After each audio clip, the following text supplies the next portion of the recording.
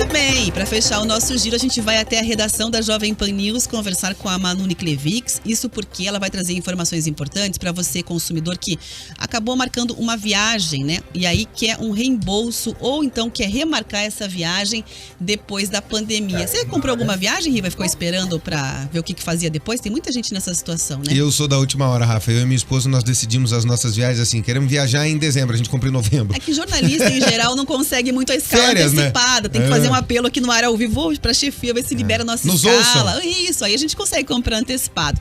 Mas tem muita gente que pra pagar mais barato faz Compra isso, bem né? antes, né? Compra bem antes, porque vale muito a pena. Mas aí foi surpreendido pela pandemia, muita gente ficou assim, como é que fica agora a história da passagem? Então, a Manu vai trazer os detalhes. Manu, conta pra gente. Você tem viagem também, Manu, pra reajustar aí? Olha, Rafa, eu tô dentro desse grupo, viu? Porque eu tinha uma viagem lá em 2020. Eu ia viajar em abril de 2020. Foi bem quando a pandemia estourou aqui no Brasil. E aí foi cancelada, é claro. E eu consegui remarcar pro final desse ano, que eu consegui marcar minhas férias aqui também. Então, vou conseguir fazer a viagem agora. E para todo mundo ficar atento, então, como é que estão funcionando essas regras, né? Porque a medida com essas regras certinhas já foi aprovada lá no Congresso Nacional, foi sancionada também pelo presidente, Jair Bolsonaro, e então já está valendo. Foi publicada no Diário Oficial da União. Então, todo consumidor, qualquer tipo de pessoa que teve, seja algum serviço cancelado por conta de Covid-19, ou então viagens, grandes eventos, tem o direito, sim, de fazer a remarcação. A empresa tem a obrigação de fazer essa remarcação até o final de 2023. Caso isso não possa acontecer, então a empresa precisa disponibilizar um crédito para futuras compras para esse consumidor, que ele também precisa utilizar aí junto com a mesma empresa, com a mesma prestadora de serviços, até a mesma data, que é 31 de dezembro de 2023. Importante a gente frisar que essa regra está valendo até mesmo para serviços, eventos que possam vir a ser cancelados por conta da pandemia da Covid-19 até o final deste ano. Então, até o dia 31 de dezembro de 2022, caso você tenha algum serviço cancelado por conta da Covid, ele tem que ser remarcado até o final de 2023. O mesmo acontece no caso aí da empresa não conseguir remarcar, ela precisa disponibilizar o crédito. Se ela não consegue disponibilizar crédito para compras futuras, ela precisa sim fazer o reembolso de acordo com o que estabelece essa lei. Então a empresa só precisa de fato devolver o dinheiro caso não consiga reagendar, por exemplo, um grande evento, um show. Não conseguiu, a empresa que estava produzindo esse show não conseguiu uma nova data, e ela precisa sim fazer o reembolso a todo mundo que pagou por esse ingresso. A devolução do dinheiro, então, tem alguns prazos um pouquinho diferentes. Para cancelamentos que ocorreram em 2021, eles precisam ser reembolsados até o final deste ano de 2022. Caso o evento, por exemplo, que foi cancelado em 2022, aí o reembolso precisa acontecer até o dia 31 de dezembro de 2023, lembrando que estes prazos acontecem especificamente para casos envolvendo a pandemia da Covid-19 e não para qualquer outro tipo de compensação com futuras emergências aí de saúde, por exemplo. Inclusive, tinha uma medida aí como essa sendo votada lá no Congresso, mas ela foi vetada pelo presidente Jair Bolsonaro, então essas regras valem especificamente para cancelamentos da pandemia da Covid. Volto com vocês. Obrigada, Manu. Manu, jornalista, personagem, tudo junto numa entrada só. Valeu, Manu. Que bom que você conseguiu remarcar. Mas tem uma marmota essa história. Às vezes a pessoa vai remarcar. A gente estava conversando aqui no estúdio sobre isso.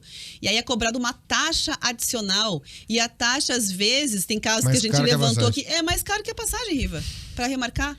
Não, eu não sei o que as companhias aéreas, por exemplo, querem, Rafa. Elas tiveram um aumento de preço desse ano, do ano que passou para esse ano, de 89%. Fora que já tinha aumentado. 89%.